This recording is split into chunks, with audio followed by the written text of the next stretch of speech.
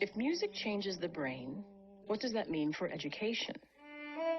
Can musical training help children improve in other skills? Okay, in this segment, we're going to look at learning music therapy. Now, learning to play an instrument, not just passively listening, early on can actually confer some cognitive advantages. That's David Levitin, the neuroscientist, who is featured prominently throughout this video. Here's Oliver Sacks. The investigation of music can take neuroscience to a higher level and to a degree of complexity that we hadn't had before.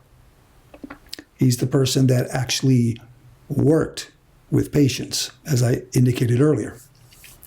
Music can make changes in the brain, can confer cognitive advantages not directly related to musical processing. And the study of music and the brain greatly enhances knowledge of the brain. Now, these are part of those 5 nexuses that I talked about before we started even looking at the video, right? They keep recurring over and over. Is this more evidence that music making and the evolution of the brain are intimately related? It's certainly provocative. Okay, it seems that a central feature in the use of music making in healing process for certain neurological diseases is the fundamental characteristic of the symphonic brain.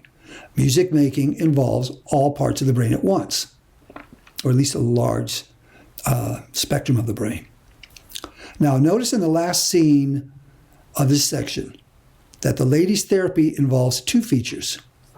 She's singing syllables, which engages the frontal lobes, right? She's language, decision-making, and she's holding the vowels and making the musical. So she's using the left hand to lock in the cerebral cortex, the older part of the brain, into the rhythm, while she's cognitively and consciously working with the frontal lobe and language. And she's trying to create or enhance neural networkings to compensate for the problem that she had that's impaired her speech. So you see what they're doing. Music making is deployed as a healing tool with which to rewire the brain so that it can compensate for damaged neural pathways. By utilizing the brain for its oldest parts to its newest parts, the brain is, in a sense, retracing its own evolution. Can you see that? It's using the older and the newer parts of the brain which evolved. So in a sense, these healing processes, because we're also involving neurogenesis and brain plasticity, in a sense, we're kind of tracing the brain's own evolution. But now we're tracing it in order to regenerate itself.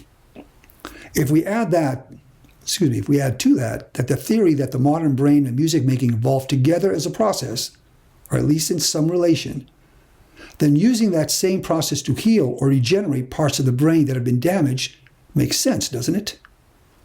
And this might account for the long history of music all over the world being deeply associated with healing. We're going to see this recur continuously throughout the course when we look at specific cultures.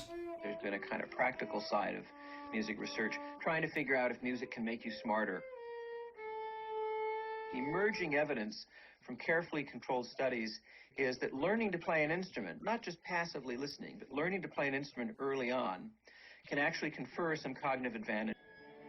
In fact, music, the investigation of music, can take neuroscience to a higher level and to a degree of complexity which it hasn't had before, and it's doing that.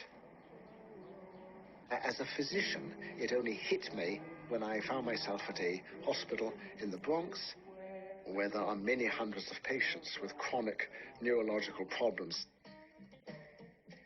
Some have Parkinson's, and it was originally the nurses and people who knew these patients well who said they can be transformed by music. It's not just the rhythm. Everything in music carries one along.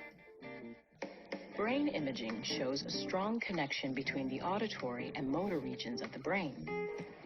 One reason the rhythm of music helps Parkinson's patients. With speech, you have to invest in probably many dozens of hours of intensive therapy. which will perhaps go through intermediate stages. This is sometimes called melodic intonation therapy, having people sing little phrases. This therapy is being used with stroke patients who have aphasia. They can understand, but have trouble speaking. They're typically characterized by having suffered a relatively large stroke to the left side of their brain. So far, what we have learned is that two essential components to melodic intonation therapy. One is the melodic intonation or continuous voicing. Okay, so if your 2-year-old daughter is running off down the street without you, you have to tell her, wait for me. And the other thing is the tapping with the left hand at the rate that syllables are produced by the patient and the therapist to engage a sensory motor network. Okay, in this segment, we're going to deal with music and language. And so we start off with listening to Steven Pinker. He's a very famous linguist. And he argues that music could not have played any significant role in human adaptation, contrary to everything we've been talking about so far, right? I think Pinker is making the typical mistake that linguists tend to make in general and with music in particular. And so they, the linguists, confuse the potential symbolic function of music, as I pointed out in Lesson 1. So let's go back there. If playing the national anthem triggers in a person's mind the memories of his experiences on the beaches of Normandy, the brain is already capable of functioning symbolically because the national anthem, that structured music, in and of itself, has nothing to do with his experiences in the beaches of Normandy, unless the brain makes symbolic references. So the symbolism has to already have been in place for that to occur. But that's not the real power of music. Music can do that, but its real power is that it evokes direct experience. So again, let's go back to the very beginning of the documentary and recall the experience of a very young Bobby McFerrin's emotional response to music. It didn't mean anything. The music didn't mean anything to him. The music was a force beyond language. He wasn't remembering anything. The music didn't stimulate a memory in him of something else that had happened. It was the musical experience itself. And think about it in your own life. When you heard the music that was to be your favorite music for the rest of your life, or at least one of your favorite musics, when you first heard it, right? It was the direct power of the music. But nonetheless, give Pinker a listen and see what you think.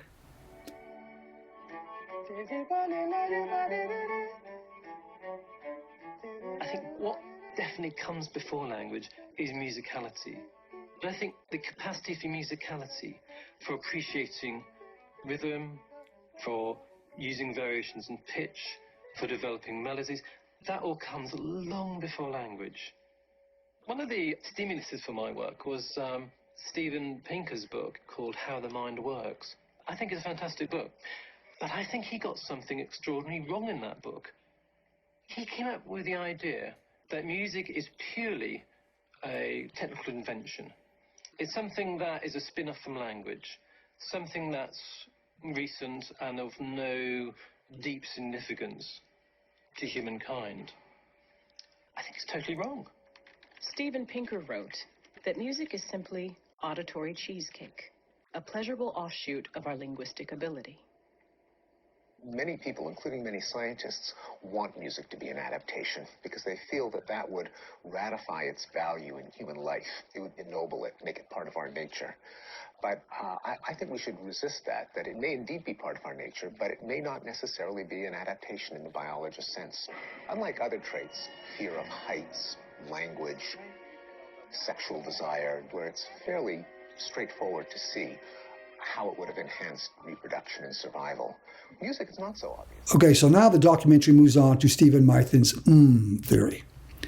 As you will note, Mythen was not given enough time in the documentary to really present his thesis fully. I covered it in much more detail in Lesson 1. But he does get to the gist of the structured sound and gesture, proto-music, and dance elements that he calls holistic phrases. These are the building blocks of the theory that eventually led to the musicality and then to language. In other words, it led to musicality, which led to language. It is actually Daniel Levitin who then refers to Mythin's evolutionary, quote, incremental feedback loop that we covered extensively. And he gives a very basic description of it. He uses the term co-evolved in describing the relationship between music and the brain. And as we discussed, the incremental feedback loop is the actual mechanism by which this happened. Okay, I think you'll be able to appreciate this segment much better than the average listener because we went through a more in-depth description of the theory in Lesson 1. So it'll still be fresh in your mind. So I think they had a sophisticated form of communication that was based not on words, but what I'd call holistic phrases. Okay? It's a musical phrase, but doesn't break down into separate little meanings, like each note or has a different meaning. It just means a complete meaning in itself. And then, indeed, I think this wasn't only used by the Neanderthals, but used by the direct ancestors of Homo sapiens in Africa. And it's from this ancient communication system that our capacities for language and for music evolved. I think those probably had a lot of movement in it as well. The gesture, body posture, merging into dance. I think the broader picture here, in terms of music and the brain informing each other, is that in fact, music and the brain co-evolved. If you go back tens of thousands of years, I think you're looking at little steps where music changed, and then the brain accommodated it in some small way. And then music changed again, and then the brain changed again. And you're really not looking at them evolving independently, but co-evolving over tens of thousands of years in humans and other animals. In this segment, the documentary covers music and other species. Now take a look at this segment and formulate your own opinion. I included in this overview only because the documentary does devote enough time to the subject to suggest they take it seriously. I personally don't. But if you do, then pay attention to the other segments of the documentary dedicated to music and non-human species. Let me know what you think. I'd be curious to hear what you say. I mean, we're just getting to know our own brains better. I'm not sure what we're going to learn by studying a bird's brain. But that's just me.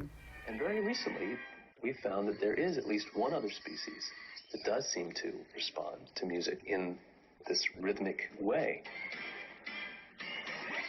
It's actually a bird, a cockatoo, which is a bird that has complex vocal learning. Studies of the brains of vocal learning birds showed that ability to learn song structures is linked to motor skills. Over 3 million people have seen this video. It propelled this little bird to fame. This raised many questions. Well, the first question I think a lot of people wondered is it real? Well, it's real. I've been out there and visited the bird, and it does really dance to music, and it's not just imitating the movement of its owner. You can be still and not be giving it cues, and the bird will still dance. Okay, this is the final segment, music and cosmology. I hope you like this segment. This is one of my very favorites. The entire subject of music and humanity is music and cosmology. One of the interesting things about it is that this relationship between music and cosmology is completely cross-cultural. Every culture has it. So, now, I had already read Brian Greene's book on string theory. So I was very familiar with the theory before I saw the documentary. Now, if you already understand the overtone series and the role of the octave, which we have covered somewhat, but if you're a musician, you know these things very well, then the section about the sound of the universe's origins and the tone of the black hole will make a lot of sense. Again, we'll be covering music and cosmology throughout this course, so you'll have time to become familiar with these concepts. Meanwhile, I think you're going to find the subject fascinating and even awe-inspiring. You can phrase a lot of interesting phenomena in the universe in terms of music, or at least in terms of an analogy with music. For instance, I work on a field called string theory, which is an approach to describing the fundamental constituents of matter, and says inside of all particles is a little tiny string that vibrates, sort of like the string on a violin would vibrate. And the equations that we use to describe the vibrations of these little tiny strings at the heart of matter is very close in structure to the equation that we'd use to describe the motion of a string on a violin.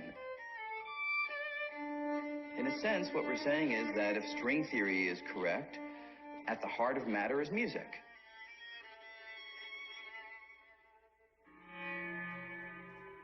And music echoes the cosmos in other ways. The Big Bang created waves in cosmic microwave background radiation. They vibrate at different frequencies, vibrations in air akin to sound waves. The ones that are vibrating twice as fast, those are the overtones.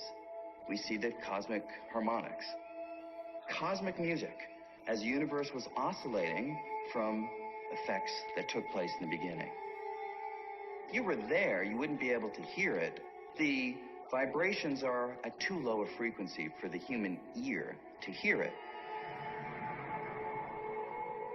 But transpose them higher, and we can hear the sounds of the universe. In a way, it is totally remarkable, the way in which a single idea that can move us in a concert hall is at work in the cosmos. It's all a matter of the same underlying phenomena, vibration. And vibration is so apparent in the universe that you see the unifying thread. So if music is somehow in the world, then is it in fact in us? Okay, now I really like the way the documentary ends with a segment on music and cosmology. Not just because I like the subject so much, but it leads us very nicely into lesson 3 and 4 of this unit, unit 1. Lesson 3 is going to be music, ritual, and evolution, and lesson 4, music, ritual, and the mystical experience. I know you're hearing some Twilight Zone music there. Both of these lessons involve concepts of cosmology. So, I'll see you in lesson